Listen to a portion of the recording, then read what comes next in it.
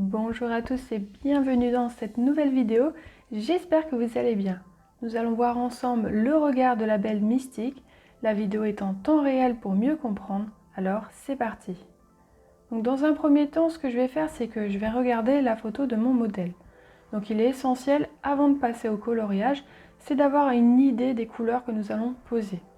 Donc Mystique, elle a les yeux verts, donc on va chercher à rehausser la lumière et également la profondeur. Donc on a plusieurs possibilités. Ce n'est pas tant la couleur la plus importante, c'est vraiment de comprendre les lumières et les ombrages. Donc ici on va travailler avec du vert, on va travailler avec du jaune. Donc c'est ça qui va mettre tout en couleur ses yeux. En amont, ce que je vais faire, c'est que je vais déjà faire le tour de son œil. Il est essentiel bien sûr d'avoir une bonne esquisse. Donc si les yeux sont trop grands ou trop petits, forcément le regard sera moins beau et ça sera moins réaliste par rapport à la photo. Donc essentiellement, bien regarder son modèle au loin et bien regarder si les yeux sont bien faits. Il ne faut pas hésiter également à utiliser des techniques telles que les quadrillages ou même de décalquer pour être sûr d'avoir bien réussi son regard. Ici, j'utilise la technique des quadrillages, c'est celle que j'utilise dans tous mes cours. Avant d'aller plus loin, si vous débutez le pastel sec, donc j'ai créé une mini formation assez rapide. Elle vous enseigne les 3 étapes clés pour réussir vos dessins pastel. Je vous invite à cliquer sur le lien juste en dessous de la vidéo, à vous inscrire. Vous la recevrez tout de suite et également par mail. Donc là, je prends bien le temps en fait avec mon crayon de faire le tour. Donc ici, je vais prendre un noir assez profond. On peut y aller, on peut le faire aussi avec un Faber-Castell Pitt noir qui sont très bien, qui sont assez prononcés. Donc il faut juste bien tailler la mine. Au plus on va tailler la mine, au plus l'intensité du crayon va se faire ressortir. Il ne faut pas penser que l'intensité du crayon est la même mine taillée ou non. En fait, quand on taille son crayon, on a des petits débords et du coup, en fait, ça casse un petit peu la couleur. Donc moi, je vous conseille tout de même de bien tailler le tour de votre crayon avant de poser le pigment. C'est pour enlever les excédents de bois et de colle qu'il pourrait y avoir. Alors ici, j'ai fait le choix d'utiliser des carandages parce que c'est un portrait sur commande. Je voulais vraiment rehausser la lumière.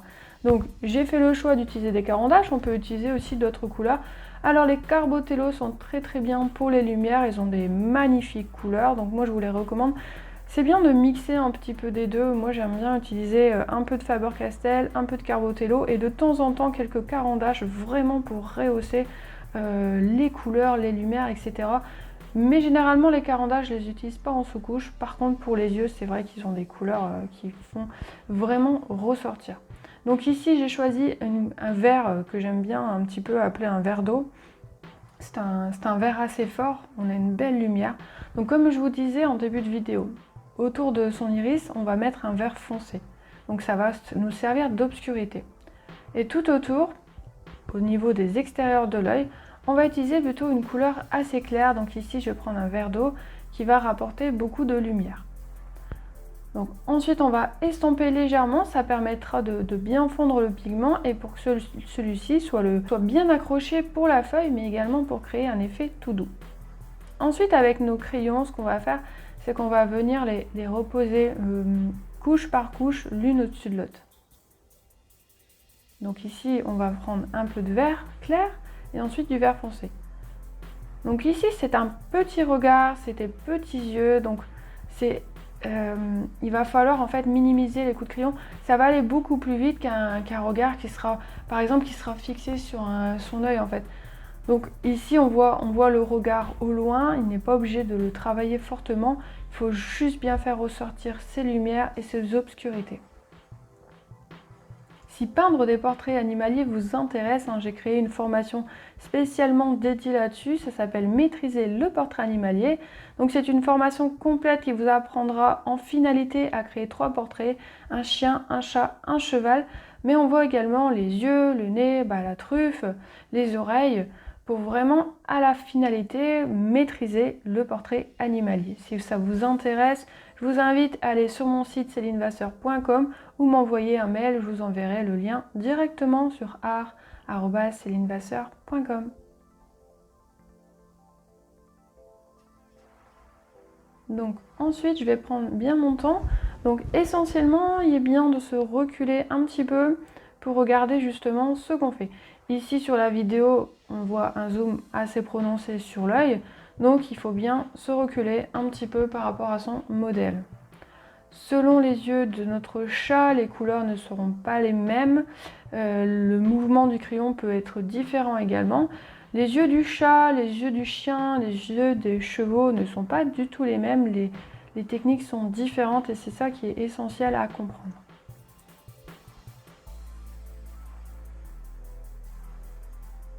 Dans l'œil, en fait, on peut apercevoir qu'on a également des reflets.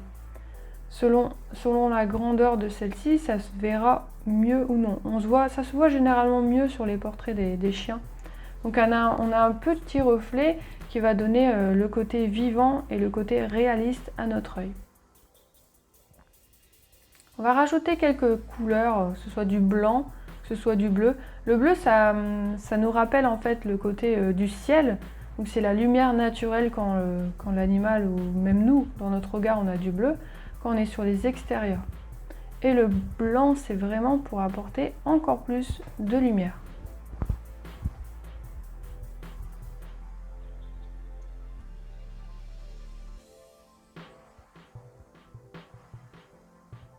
Donc ici, je vais rajouter un petit peu de bleu. Donc ça, c'est vraiment pour fondre un petit peu les yeux, le regard. Donc encore une fois, selon le regard, les couleurs ne seront pas les mêmes. Ici, je vais mettre cette couleur-là, mais je ne vais pas forcément la remettre sur un autre œil. Donc c'est ça qu'il faut comprendre dans le regard, dans le portrait animalier.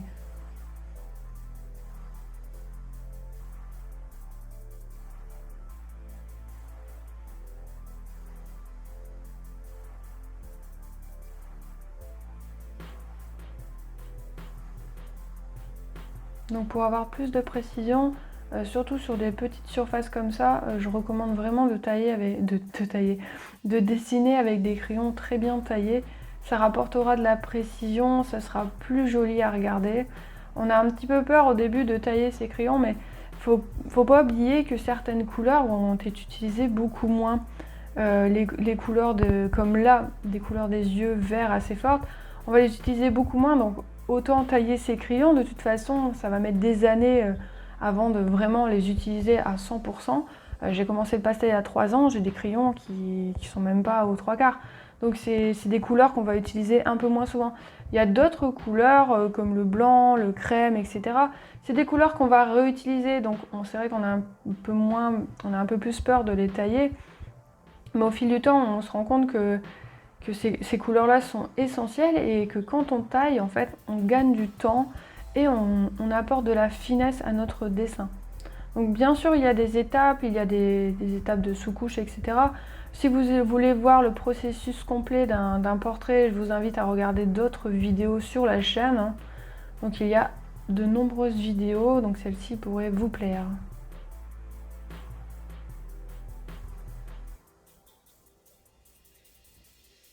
Donc sur l'œil de droite, il est beaucoup plus petit, il va même être tiré un peu plus dans l'obscurité, donc on va travailler davantage l'obscurité que la lumière, surtout sur la hauteur.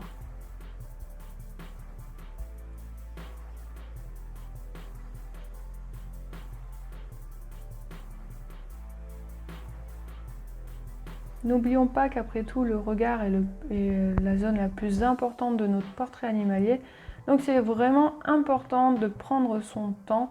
Il vaut mieux prendre un peu plus de temps sur les yeux, mais d'être sûr de dégager quelque chose au niveau de notre portrait animalier et qu'il soit vivant, réaliste et unique. N'oubliez pas de liker la vidéo si celle-ci vous a plu, de vous abonner, d'enclencher la petite cloche pour ne pas rater la prochaine vidéo. Donc minimum une vidéo chaque mercredi sur la chaîne ici à 7 h.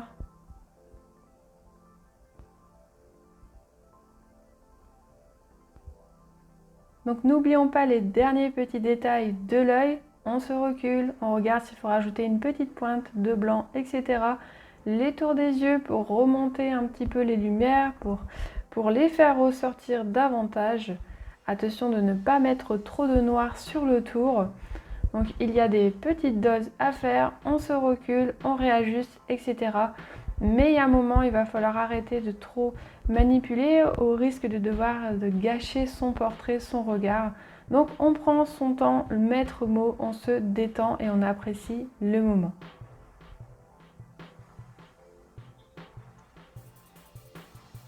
Il y a des couleurs un peu cachées en fait qu'on ne soupçonne pas, comme les violets, les bleus, les roses.